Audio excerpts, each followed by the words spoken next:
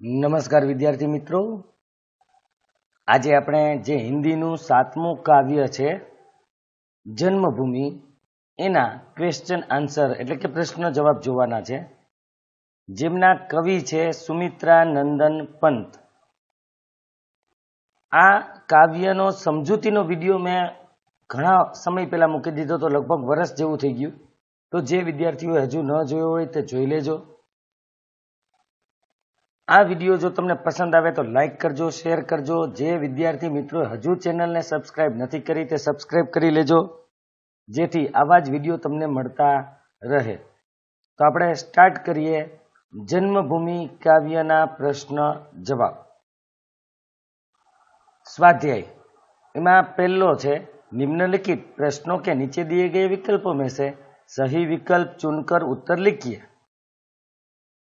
पहलो विकल्प है जननी जन्मभूमि खाली जगह से महान है, तो एमा आवशे स्वर्ग। जननी जन्मभूमि स्वर्ग से महान है। बीजो क्वेश्चन है भारत का भाल खाली जगह है, तो एमा आवशे हिमाचल। भारत का भाल हिमाचल है। त्यार पछी त्रीजो है गीता का गान करने वाले खाली जगह थे। गान एटले के गीता कोणे गाय छे, गीतानु गायन कोणे करेलू छे, तो एमां आवशे कृष्ण, श्री कृष्ण गीता के गान करने वाले थे। त्यार पछी बीजो छे निम्नलिखित प्रश्नों के एक एक वाक्य में उत्तर लिखिए। एमां पहलो प्रश्न जन जन के हृदय में कौन सी नदियां बसी है? लोकोना हृदय में कई कई नदियों वसेली है? तो गंगा और यमुना जन जन के हृदय में बसी है। बीजो क्वेश्चन है कृष्ण ने किस ग्रंथ की रचना की? तो कृष्ण ने भगवद गीता की रचना की है। त्रीजो क्वेश्चन है जन्मभूमि में भारत की किन नारियों की बात बताई गई है? तो सीता, राधा और अहल्या जैसी नारियों की बात इस काव्य में बताई गई है, जेनी बात आपणे आगळना प्रश्नों में पण करशुं। तो अहींया त्रीजो प्रश्न हतो। हवे चौथो प्रश्न शांति निकेतन क्या है? शांति निकेतन शांतिदायक गृह है, जहां हमको शांति मिलती है। शांति देने वाला गृह मतलब शांति निकेतन हमको शांति प्रदान करता है। हवे त्रीजो प्रश्न निम्नलिखित प्रश्नों के 2-3 वाक्यों में उत्तर लिखिए। एमा पहलो क्वेश्चन है हिमालय के बारे में जन्मभूमि कविता में क्या कहा है? तो हिमालय के बारे में क्या कहा गया है उसका उत्तर जानते हम। पर्वतराज मतलब पर्वतों के राजा। हिमालय हमारे देश का गौरव है। यह इस जगत के सब पर्वतों से बड़ा और ऊंचा है। कविता में इसे भारत का गौरवशाली भाल मतलब के कपाल, आपणु कपाड़ कहा गया है। बीजो प्रश्न है कवि ने धरती के गुणगान कैसे गाए हैं? गुणगान मतलब के गुणों की बात केवी रीते करेली है धरतीना? तो एनो उत्तर जोईए। अपना धरती एटले भारतनी जमीन विषे कवि ने भारत की धरती को सुनहरी कहा है। सुनहरी एटले के सोनेरी, सोनानी। कवि ने कहा है कि हमारी धरती सदा प्रफुल्लित और पुलकित रहती है। खुश, खुशाल मतलब के अहींया फळद्रुप एकदम धान धान्य उपजावे तेवी इस धरती को राम, लक्ष्मण और सीता अपने पैरों की धूल से पवित्र बना गए हैं। श्री कृष्ण ने इसी धरती पर गीता का गान किया था, इसलिए ये धरती हमारे लिए बहुत महत्वपूर्ण है। त्रीजो क्वेश्चन है शांति, सत्य, अहिंसा का प्रचार करने वाले भारतीय महापुरुष के नाम बताइए। तो गौतम बुद्ध, महावीर स्वामी और महात्मा गांधी शांति, सत्य, अहिंसा का प्रचार करने वाले भारतीय महापुरुषों है। त्यार पछीनी बात करिए तो निम्नलिखित प्रश्नों के 4-5 वाक्यों में उत्तर लिखिए। हवे मोटा क्वेश्चन है। एमां पहलो है कवि ने जन्मभूमि को स्वर्ग से महान क्यों बताया है? तो एनो उत्तर है मनुष्य को अपनी जन्मभूमि बहुत प्रिय होती है। वह कहीं भी रहे पर उसका मन अपनी जन्मभूमि में पहुंचने के लिए हमेशा बेचैन रहता है। अपनी जन्मभूमि की धरा मतलब के जमीन, नदियां, पर्वत, महापुरुष, महान नारियां, परंपराएं, रीति रिवाज उसे बांधे रहते हैं। वह अपनी जन्मभूमि के लिए अपना सर्वस्व त्याग करने के लिए तैयार रहता है। इस तरह कवि ने जन्मभूमि को स्वर्ग से महान बताया है। बीजो क्वेश्चन है, जन्मभूमि में भारत भूमि की क्या क्या विशेषताएं बताई गई है? अपनी खासियत जमीननी आनी पहला पण आपणे थोड़ું જોયું, હવે વધારે જોઈએ। कवि ने भारत भूमि को स्वर्ग से भी महान बताया है। कवि ने हिमालय को भारत भूमि का भाल बताया है। यहाँ गंगा, यमुना जैसी पवित्र नदियां है। भारत की धरती सुनहरी और हरी भरी है। राम लक्ष्मण सीता ने इसे अपने चरण रज से पवित्र किया है। चरण रज मतलब के पैरों की धूल से, अपने पांवों की धूल से पवित्र किया है। भगवान कृष्ण ने इस धरती पर भगवत गीता की रचना की थी। सावित्री, राधा तथा अहल्या जैसी महान नारियों की आभा मतलब तेज प्रकाश से मानव जाति अलौकित है, एकदम चमकती है। ऋषि मुनियों ने ध्यान तपस्या से अद्भुत ज्ञान प्राप्त किए हैं।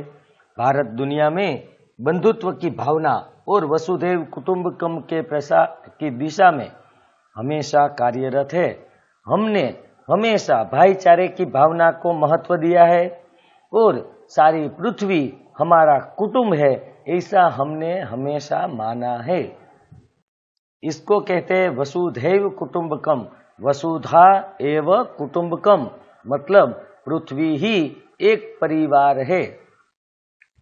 ત્યાર પછી ત્રીજો ક્વેશ્ચન જોઈએ। कविता के आधार पर भारतीय नारी की महानता का वर्णन कीजिए। इस काव्य में जिन जिन नारियों की बात बताई गई है उसकी महानता क्या थी वो हमको बतानी है। तो उसका उत्तर देखते हैं। भारत में अनेक महान नारियां हुई है। सीता, सावित्री और अहल्या की गणना महान नारियों में की जाती है। सीता जी अपने पति राम के साथ 14 वर्ष वन में रही। इस दौरान उन्हें तरह तरह के कष्ट सहन करने पड़े, पर वे अपने पतिव्रत धर्म पर सदा अडिग रही। जो अपना पतिव्रत का जो धर्म था उसको पूरी तरह से पालन करने का प्रयास करती रही और उनका जीवन भारतीय नारी के लिए आदर्श बन गया। सावित्री दूसरी नारी थी, वो भी महान पतिव्रता नारी थी। उन्होंने यम राजा से अपने पति का प्राण बचाया था। अहल्या गौतम ऋषि की पत्नी थी। पति के शाप के कारण वे शिला बन गई थी। शिला मतलब पत्थर। श्री राम के चरण स्पर्श से अहल्या का उद्धार हुआ था। सीता, सावित्री और अहल्या हमारे देश की महान नारियां थी। उद्धार होना मतलब के पत्थर में से फिर से वो नारी बन गई थी। जैसे ही श्री राम के चरणों की धूल या चरण का स्पर्श हुआ तो तुरंत वह नारी के रूप में फिर से जीवंत हो गई थी। उसके बाद चौथा है, भारत विश्व शांति दूत क्यों कहलाता है? भारत एक शांति प्रिय देश है। सत्य, अहिंसा हमारे राष्ट्रपिता महात्मा गांधी के आदर्श सिद्धांत थे। हमारा देश इस आदर्श का अक्षरशः पालन करता है। अक्षरशः मतलब जिस तरह से गांधी जी ने हमको अहिंसा का मार्ग, सत्य का मार्ग दिखाया है, उसका हम पूरी तरह से पालन करने का प्रयास कर रहे हैं। हमारा देश इस आदर्श का अक्षरशः पालन करता है। जब भी कभी विश्व में किसी देश में शांति भंग होती है तो भारत सबसे पहले आगे आकर शांति स्थापित करने की दिशा में पहल करता है। भारत की शांति सेना राष्ट्र संघ के तत्वावधान में शांति स्थापित करने का कार्य करती है। राष्ट्र संघ की जो शांति सेना है उसमें हमारी भी सेना शामिल होती है और दुनिया में कहीं भी अशांति होती है वहां पर जाकर शांति स्थापित करने का प्रयास करती है। शांति स्थापित करने में सदा अग्रणी रहने के कारण भारत को विश्व शांति दूत कहा जाता है। निम्नलिखित पंक्तियों का भाव स्पष्ट कीजिए।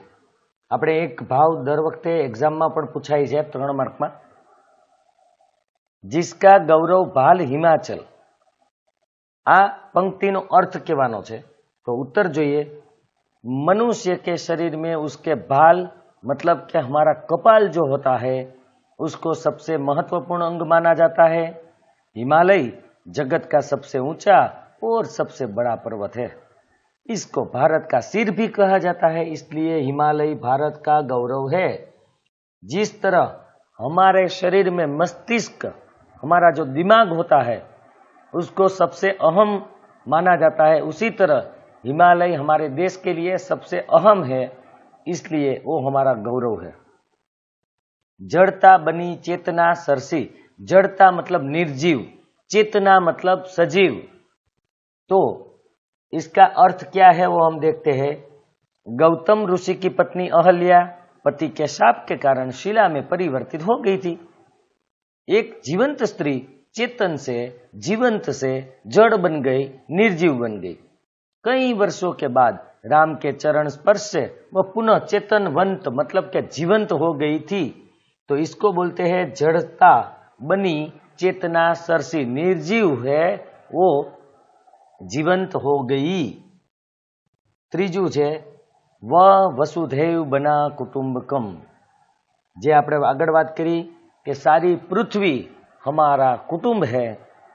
आज चारों ओर युद्ध का माहौल है, किंतु भारत मानव जाति को युद्ध से छुटकारा दिलाने के लिए मंत्रोच्चार से विश्व में शांति का प्रचार करने में लगा है।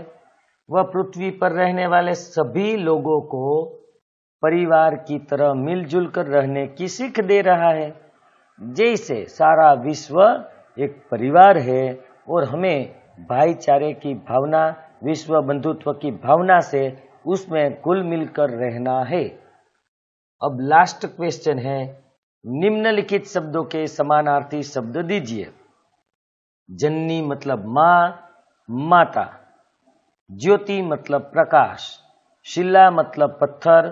विचरण मतलब घूमना। गौरव એટલે गर्व, बड़प्पन। पुनीत मतलब पावन, पवित्र। तो यहाँ हमारा ये वीडियो पूरा होता है। मित्रों, आज ये प्रश्न जवाब है ये अपनी जे साइट है बालाजी क्लासेस जामनगर blogspot.com, जेनी लिंक आ वीडियोना डिस्क्रिप्शन में सौथी छेली है।